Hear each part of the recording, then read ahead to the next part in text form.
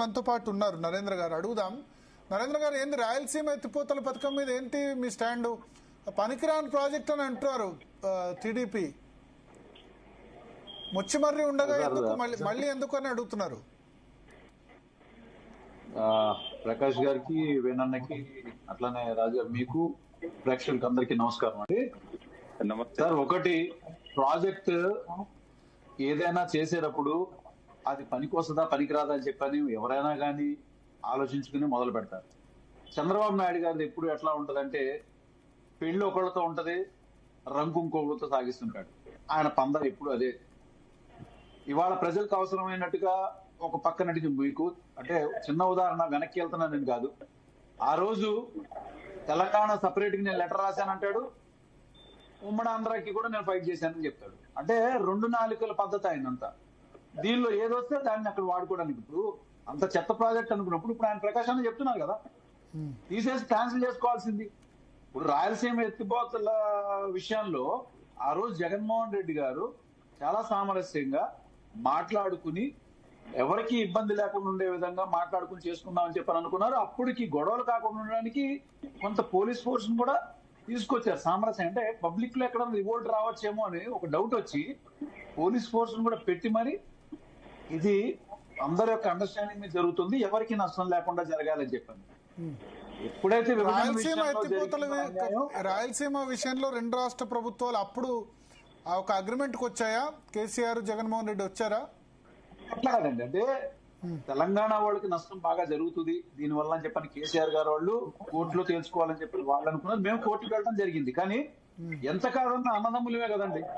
ఇప్పుడు తెలంగాణ గాని ఆంధ్ర గాని అంతా అన్నదమ్ముల్లాగా దాదాపు కలిసిపోయి ఉన్నాం.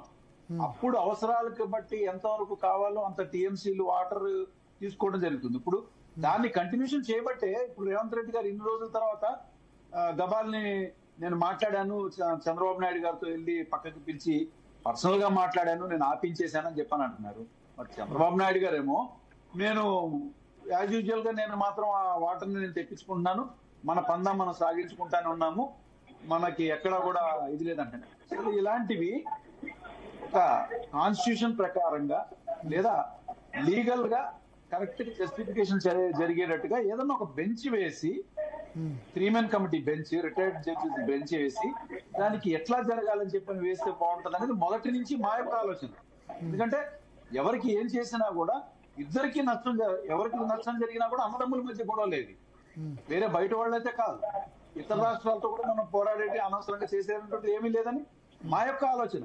కానీ అప్పటికి మాత్రం ఆ రోజున ఉన్నటువంటి జగన్మోహన్ రెడ్డి గారికి కేసీఆర్ గారికి ఉన్నటువంటి దీని ప్రకారంగా ఎటువంటి గొడవలు లేకుండా కావాల్సినటువంటి విధంగా చేసుకుంటూ ఇటుపక్క న్యాయపరంగా కూడా దాని యొక్క జడ్జిమెంట్ తీసుకోవాలని చెప్పని ఆ రోజు వెళ్ళడం జరిగింది. వాళ్ళు వెళ్ళారు, మేము దానికి సంబంధించినటువంటి డాక్యుమెంటల్ ఎవిడెన్స్ కానీ దాని యొక్క యూసేజ్ కి ఎంత టీఎంసీస్ మాకు కావాలి అని చెప్పని సబ్మిట్ చేయడం కూడా జరిగింది.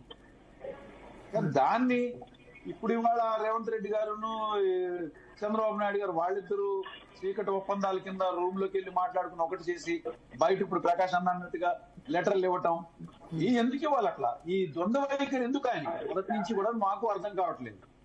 యాక్చువల్ గా రాయలసీమకు రావాల్సినటువంటి ఆ యొక్క ప్రాజెక్టు మొదట ఆలోచించి చేసేటప్పుడే ఆ రోజు చంద్రబాబు నాయుడు ఉన్నారు. తర్వాత మేము వచ్చిన తర్వాత దాని యొక్క ఇంప్లిమెంటేషన్ ఏదైతే జరగాలో దాని విషయంలో గట్టిగా మాట్లాడుకోవడం జరిగింది. ఒక్కొక్క అడుగు వేస్తున్నాం, న్యాయపరంగా కూడా ముందుకెళ్దామని చెప్పని ఆలోచన చేస్తే ఇవాళ మళ్ళా వచ్చి వాళ్ళు మరి ఎవరిని మెప్పించడానికి, ప్రజల్ని ఇక్కడ మాయ చేయడానికేమో లెటర్లు ఇస్తున్నాడు చంద్రబాబు నాయుడు. అక్కడికి వెళ్ళి ఏం చేస్తున్నారు, ఇద్దరు పర్సనల్ గా మాట్లాడుకున్నారంట, ఒక్కసారిగా నీళ్లు ఇచ్చేయడం ఆపేశారు. ఇది ఎంతవరకు న్యాయం చెప్పండి మీరు? కానీ రాయలసీమ ఎత్తిపోతల పథకం మీరు అప్పుడే ఆపేశారు కదా, మీ సమయంలోనే ఆపేశారు కదా, కొత్తగా కాదు కదా. మా సమయంలో ఆపలేదు. మీరు గమనిస్తే ఆ సమయంలో దాన్ని పోరాడి దాన్ని తీసుకురావడానికి జగన్మోహన్ రెడ్డి గారు విత్ పోలీస్ ఫోర్స్ తో సహా ఎవరికి నష్టం అనేది జరగకుండా దాన్ని ఇంప్లిమెంటేషన్ తీసుకొచ్చి దాన్ని వాటర్ తీసుకురావడం జరిగింది. కానీ తెలంగాణ ప్రభుత్వం మాకు నష్టం ఎక్కువ జరుగుతుందని చెప్పి వాళ్ళు కోర్టుకు వెళ్ళడం జరిగింది. కానీ మేము ఎక్కడా కూడా ఆపలేదండి, మేము ఎక్కడ ఆపలేదు. సార్ మీరు చెక్ చేసుకుంటే అంటే ఆ రోజు మీరు నదీ జలాల కోసం నేషనల్ గ్రీన్ ట్రిబ్యునల్ ఆపమని చెప్పింది కదా. చెప్పినా ఆపలేదా? ఆపమని చెప్పినా లేదండి.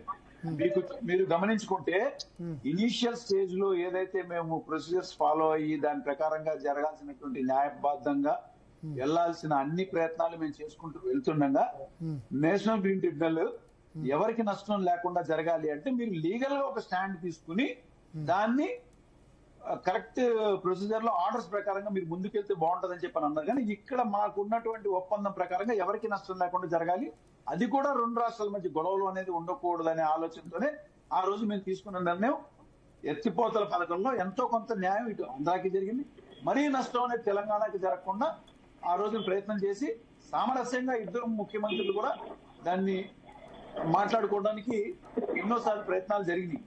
కానీ ఇక్కడ దాని కంటిన్యూషన్ వచ్చేసరికి ఇవాళ వీళ్ళిద్దరు యొక్క ద్వంద్వ వైఖరి అర్థం కాకుండా ఉంది ప్రజలకని మేము ఆలోచన. మేము రాయలసీమ వాళ్ళకి ఇట్లా ఒకసారి రామచంద్ర, ఒకసారి కాంగ్రెస్ పార్టీ అధికార పార్టీ వెర్షన్ తీసుకుందాం.